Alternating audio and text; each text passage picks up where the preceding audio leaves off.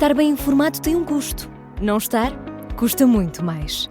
Em menos de um mês, as eleições presidenciais batem à porta. Estará preparado para votar? Acompanhe tudo passo a passo. O palco das eleições é no Observador. Assine hoje e garanta acesso a todos os artigos, agora com 40€ de desconto.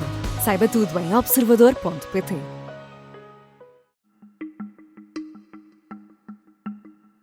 Esta é a história do dia da Rádio Observador. Trump recebe finalmente um prémio Nobel.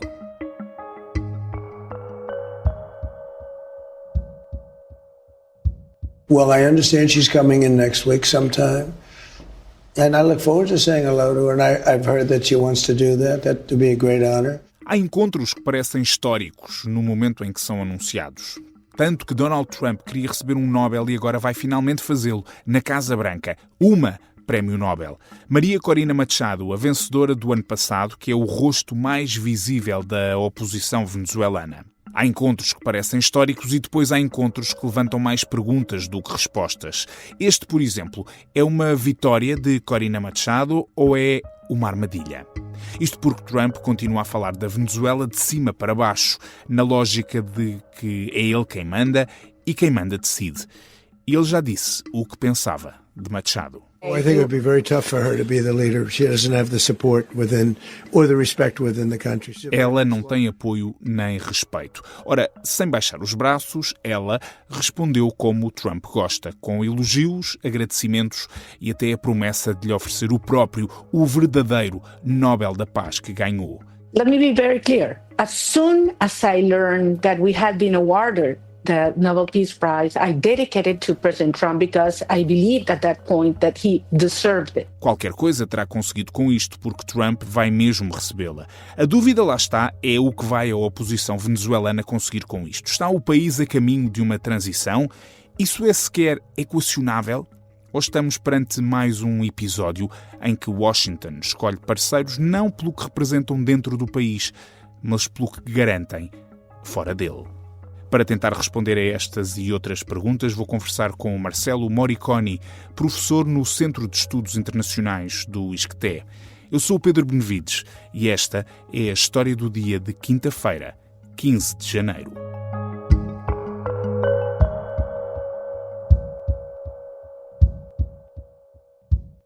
Senhor professor, bem-vindo. Bem-vindo. Obrigado pelo convite. Deixe-me começar por este encontro que está a criar aqui muita expectativa.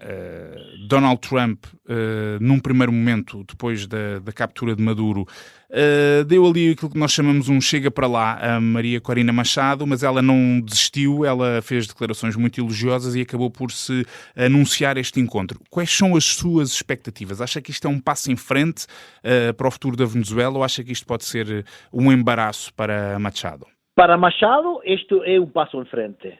Por que um passo em frente? Porque, basicamente, depois de ter ganho o Nobel da Paz, acho que o prémio saiu muito caro para ela, ficou à margem de toda a situação, com um Trump que, logo da detenção de Maduro, determina que a continuidade do regime chavista, com Delcy Rodríguez, a vice-presidenta de Maduro, no poder, como nova presidenta de Venezuela, e disse que Corina Machado diretamente não estava na agenda porque não tinha legitimidade suficiente como para eventualmente poder dirigir o país. E acha que ele tem razão quando ele diz isso?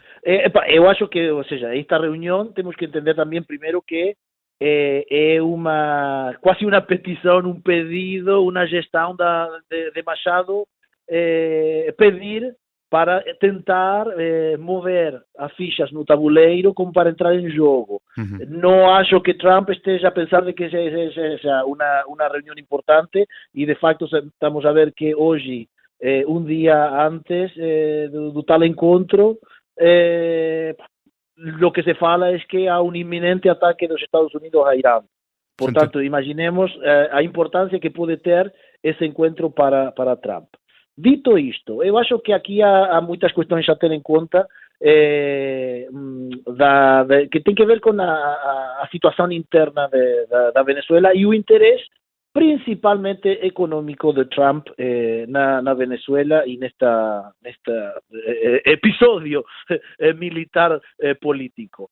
Aquí Trump nunca faló en democracia y no hay un intento aquí de eventualmente terminar con un régimen. Lo que hay es un intento de demostrar para la región el poder de policía que los Estados Unidos tienen. Eventualmente esta lucha no es para o por Venezuela, é aqui uma luta geopolítica no qual o que temos que ver do outro lado é a China, a Rússia um bocadinho aí no meio, mas principalmente a China, e uma questão de interesse econômico, que é a reativação da indústria petroleira em Venezuela, o país que tem as maiores reservas de petróleo do mundo, uma reativação feita a través dos Estados Unidos y para que os Estados Unidos sejam quem vai gerir esta indústria. E que sejam o principal beneficiário também, imagino, até porque, falando aí da China, a China é o maior cliente do petróleo venezuelano. Eventualmente, que eventualmente o Trump falou que a China vai continuar a ter o seu petróleo, mas gestionado através dos Estados Unidos.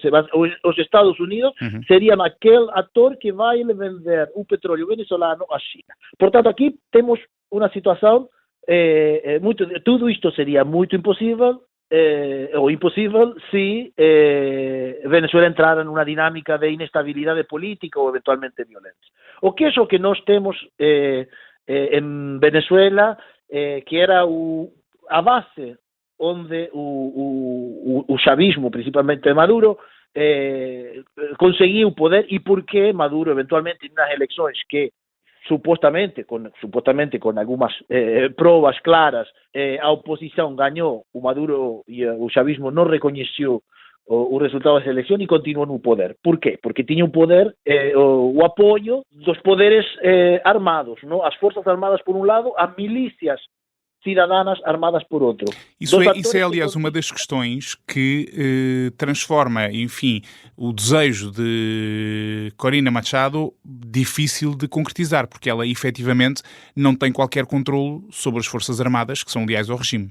Nenhum controlo, e além disso, ou seja, nós estamos perante, primeiro, uma situação que havia uma expectativa eleitoral no seu momento de a través do voto popular, ou seja, uma soberania popular que indicava que os eleitores queriam tirar o chavismo, ao Maduro do poder. Certo.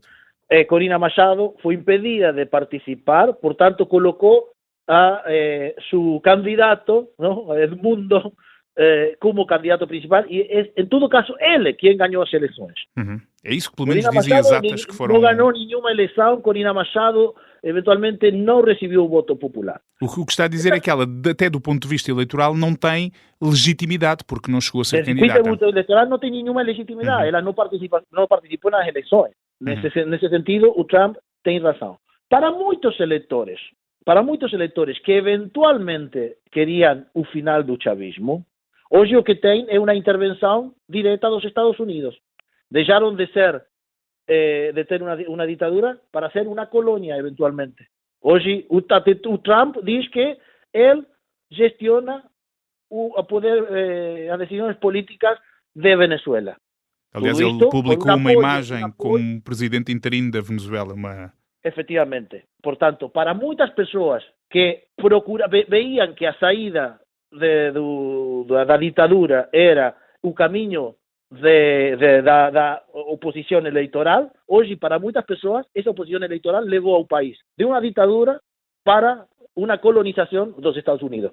Portanto, acha que perderam o apoio popular também ao mesmo tempo? Se houvesse uma eleição agora, muito desse poder popular se perde. Portanto, também está aí. E por outro lado, e aqui eu já em outras intervenções colocava o exemplo de Venezuela, da Colômbia. Por que a Colômbia? Porque se há um aliado histórico dos Estados Unidos na região é a Colômbia. A Colômbia é um dos membros internacionais, digamos, associados a NATO, ¿no? Ou seja, para que veamos, ou seja, com presença militar estadunidense. Bom, na Colômbia, aliado histórico dos Estados Unidos, a duas forzas revolucionarias populares no meio das florestas, as FARC, as Forças Armadas Revolucionárias de Colômbia, e o Exército de Liberação Nacional, o ELN. Ou seja, há 80 anos que estas duas forças estão ativas e que têm tido muito mais poder que o Estado e não têm tomado o poder político, porque sabem que tomar o poder político é muito mais complicado. Logo têm que gestionar o país, elas já gestionam sem recurso à legalidade, nem ter que cumprir normas, muita parte do território colombiano. Por quê? Porque a geografia destes países é muito complexa. Portanto, também por isso Estados Unidos entende e sabe que uma intervenção militar direta seria um caos, seria um outro Vietnã ou outro Afeganistão. Poderiam tomar Caracas, eventualmente podem tomar a capital em poucas horas. Agora, o que acontece com o país? Venezuela não é Caracas. Venezuela é um conjunto geográfico muito heterogêneo, no qual tem florestas, montanhas, um território muito difícil de governar. E, portanto, a nível social, sim. a nível social, há milícias, há cidadãos, grupos chavistas armados, ou chavistas ou não chavistas, armados, que eventualmente não vão a querer, ou chegado ao ponto, vão a ter o poder da violência para propor-se ou para gestionar os seus interesses. E, por outro lado, estão as Forças Armadas, que estão diretamente alinhadas com o chavismo, que tem sido a âncora do chavismo no poder, a custa de quê? A custa de criar mais e mais gerais. Não? O exército da Venezuela tem muitos mais gerais, quase 3 vezes a quantidade de gerais que tem o exército dos Estados Unidos. Estamos a falar de cerca de 2.000 generais, não é? Cerca de 2.000 gerais comparado com os 800 que tem o exército dos Estados Unidos. Então, há um montão de atores que eventualmente poderiam, se a oposição diretamente fosse colocada para gerir nesta situação o país, eventualmente o que podia acontecer é inestabilidade política, violência política e incluso uma potencial guerra civil. Uhum. E então, Estados Unidos sabe isso. Estados Unidos, por isso ou seja, é quase irónico se uno se põe a pensar, ou seja, Trump e o apoio do Marco Rubio, o principal interessado politicamente no assunto de Venezuela, um declarado antichavista, estar agora a gestionar as relações com uma presidenta de Venezuela que jura por Chávez o mandato de cumprir e defender os interesses venezuelanos sendo a presidenta. Então o que me está a dizer é que os Estados Unidos já sabem qualquer coisa da região, já sabem como é que as coisas funcionam e preferem ter, mais do que uma mudança de regime, preferem ter um poder em Caracas que, bem ou mal, faça a vontade a Washington e ponto final. Necessariamente precisam um delfim, não? Na Venezuela, e não precisam de um governo. Certo. Muito pelo contrário, um governo democrático nesta situação. Nós temos um país estrangeiro que está a dizer que vai gerir os recursos naturais de um outro país. Uhum. Possivelmente isso seja impossível de ser feito perante um contexto democrático, no qual, eventualmente, movimentos nacionalistas, pro-chavistas ou anti-chavistas possam emerger para dizer, olha, não, Venezuela para os venezolanos. Estados Unidos o que está a decir es América en su conjunto, ¿no? A doctrina Monroe transformada en esta nueva doctrina Donroe. América continental toda para os Estados Unidos e perante a tutela política, militar e legal dos Estados Unidos, incluso a Groenlândia. E aí é onde entra o problema para a Europa. Várias frentes de ataque de Donald Trump neste seu novo mandato. Hoje estamos a olhar para a Venezuela, mas também há o problema da Venezuela e, como bem disse, também os Estados Unidos estão com as mãos ocupadas, aparentemente, também com o que se passa no Irão. Senhor Professor, muito obrigado, foi um gosto ouvi-lo. Muito obrigado pelo convite e um saludo a todos. Marcelo Moriconi é investigador e professor no Centro de Estudos Internacionais do ISCTE e é especialista em política e sociedade da América Latina. Ele veio baixar as expectativas para o encontro de hoje entre Trump e Maria Corina Machado. Vai ser na Casa Branca. Veremos o que sai desta conversa. Por falar em Trump, o governo português não quis deixar vazios nesta relação com os Estados Unidos, porque os tempos não estão para isso. Foi rápido a nomear um novo presidente para a FLAD, a Fundação Luso-Americana para o Desenvolvimento, Durão Barroso, ainda por cima um nome de peso, que toma hoje posse. E na política doméstica, entramos no penúltimo dia de campanha. Um dia depois de Gouveia e Melo admitir pela primeira vez que pode vir a criar um partido ou um movimento cívico. Tanto se falou dessa hipótese, o almirante negou sempre que estivesse a seguir os passos de Ramalho e Yanes e, em certa medida, tem razão. Ramalho e Yanes criou um partido quando estava em Belém. Gouveia e Melo só o fará caso perca as presidenciais. Esta foi a história do dia. A sonoplastia da Mariana Sousa Aguiar, a música do genérico do João Ribeiro. Eu sou o Pedro Benevides. Até amanhã.